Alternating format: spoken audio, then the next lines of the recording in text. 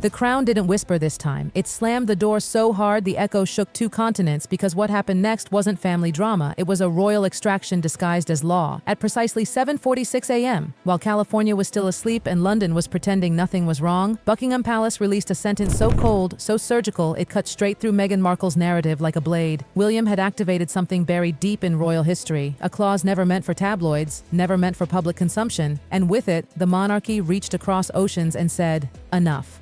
This wasn't about jealousy, this wasn't about revenge, this was about control slipping too far, too fast, and the crown deciding it was done watching its youngest bloodline become a brand. Behind palace walls, the mood wasn't dramatic, it was grim. Files stacked, psych reports flagged, financial ledgers circled in red. 7 months of quiet assessment had led to this moment, and when the trigger was finally pulled, it wasn't King Charles holding the pen. It was William, the heir, the brother, the man who had watched the Sussex experiment spiral from independence into something far more dangerous. Because the truth is, this didn't start in London. It exploded in Dubai. January 24th, Burj Al Arab, cameras flashing like lightning. Meghan Markle took the stage at a women's empowerment forum and called herself the mother of the next generation of royal changemakers, without mentioning Harry, without acknowledging legal boundaries, without asking permission. And then came the detail that froze royal watchers in their tracks: the earrings. Diamond earrings once gifted to Queen Elizabeth II by the Saudi royal family. Not hers, never hers, and absolutely forbidden. Behind her, glowing in gold lettering, were the names of her children, Archie and Lilibet, woven into a vision board of legacy, youth, and global influence. QR codes, brand language, commercial positioning, the royal crest appearing where it had no right to be.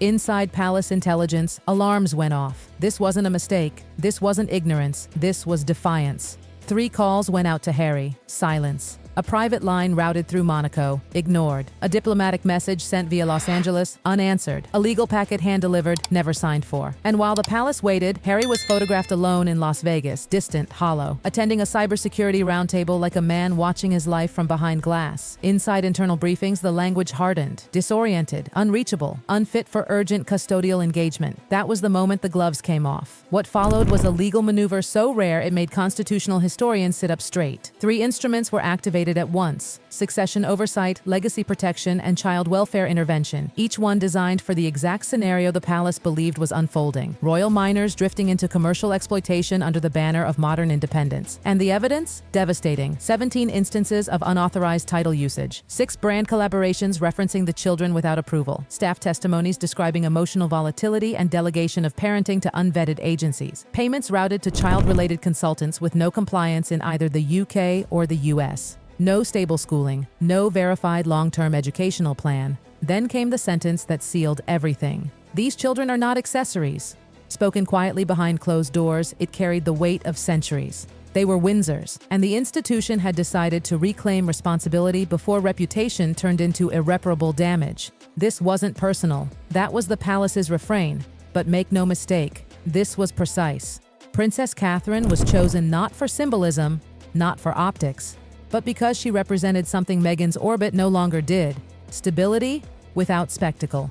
Her appointment wasn't ceremonial, it was operational: education, healthcare, travel authority, media blackout enforcement, a complete restructuring of the children's lives away from cameras and contracts. Inside palace documents, it was called the Catherine Doctrine. No monetization, no media, no identity farming. And perhaps most chilling of all, a total moratorium was issued. No documentaries, no podcasts, no books, no promotional appearances involving the children, ever, without institutional consent. Notices were quietly sent to streaming giants. Warnings were issued. Lines were drawn. While Meghan's legal team scrambled in California, preparing to frame the move as maternal erasure, the palace stayed silent. No interviews, no rebuttals, just filings, sealed envelopes, judges reading words never meant to leave the vault. Then the emails leaked. Heritage adjacent. 2 words that changed everything. Not children, not lives, assets. That language detonated what little patience remained. Approved bilingual programs, structured seasonal residencies that balanced continuity with familiarity. She insisted the children interact with non-royal peers, diplomats' children, civil servants' families, kids with no interest in titles or headlines. No photos were released, none would be. The content moratorium tightened like a vice. Old images were pulled, licensing rights revoked. Even previously approved materials quietly disappeared from databases. It wasn't dramatic. It was erasure by design. And that's when the narrative flipped. The media, primed for outrage, found itself starved. No leaks, no emotional counterstatements, no visible villains. The palace refused to fight in public, and without spectacle, the story lost oxygen. Inside Windsor, the work became methodical. Trust funds audited, guardians delegated, quiet contingency plans drafted in case U.S. rulings turned hostile. Everything done with the same philosophy: prepare, don't provoke. The most haunting detail never reached headlines. 2 letters were written, handwritten, sealed, addressed to Archie and Lilibet, to be opened on their 18th birthdays. Not commands, not expectations, invitations. An acknowledgement that heritage is something you're born into, but belonging is something you choose. No one outside the sovereign circle knows what those letters say. What is known is this: once they were written, the urgency faded, the panic was gone, the machinery slowed. The decision had settled into place like stone. Meghan's team continued to fight on paper. Harry remained largely absent, emotionally present only in fragments. But the center of gravity had shifted away from conflict and toward reconstruction. The palace didn't celebrate, it stabilized. And that, more than any dramatic headline, was the true shock. The monarchy didn't roar back to power. It quietly reclaimed its oldest role, the one it insists matters more than image, more than popularity, more than modern optics: custodian. By the time the dust began to settle, one truth was undeniable. This was never about stripping anyone of motherhood or silencing pain. It was about ending a cycle before it defined 2 lives forever. Inside palace corridors, one line began circulating, spoken softly, almost reverently. This wasn't exile. This was a rescue. And with that, the doors closed. Not out of cruelty, but out of resolve. The crown had made its choice. Not for headlines, not for history books. For 2 children who would one day grow up without remembering the moment they were pulled out of the storm, and that perhaps was the point.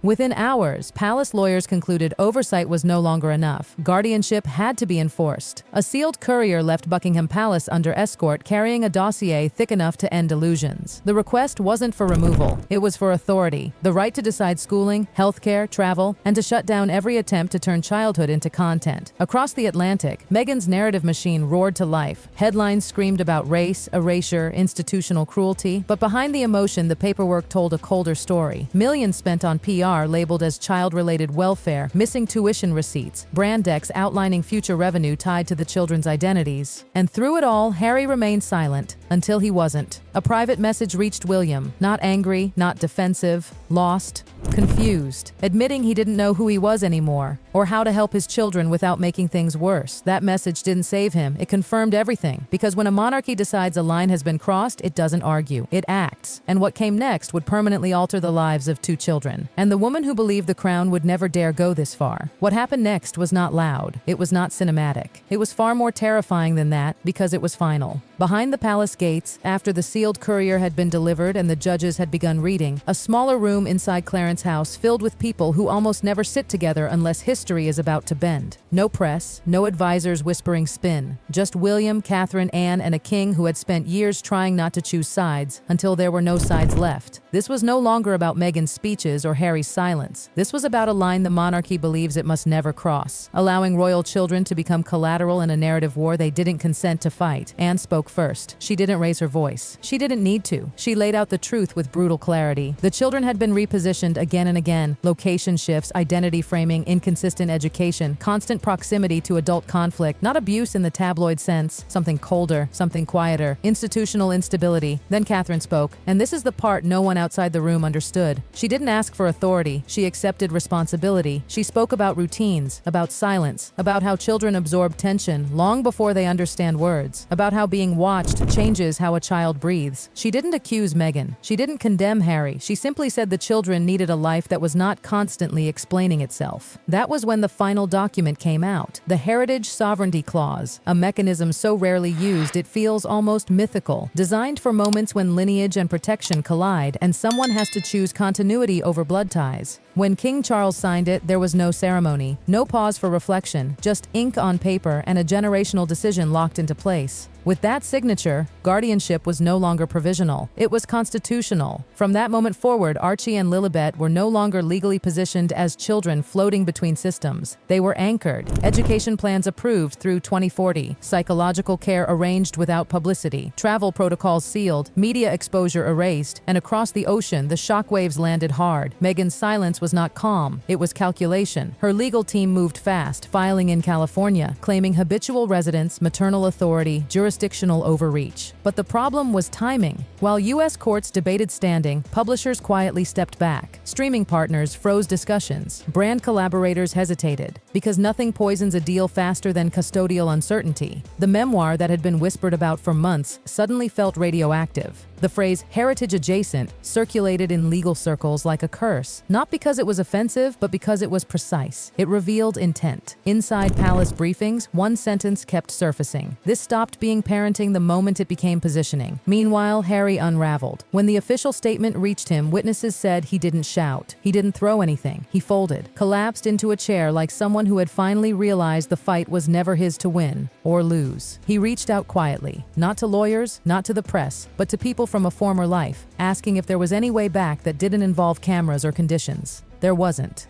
Not anymore. Because the Crown had already shifted focus away from the adults. Every internal memo after the signature repeated the same line: "This is not punishment. This is extraction." Catherine's role expanded overnight, not in public, but in function. She reviewed education frameworks personally,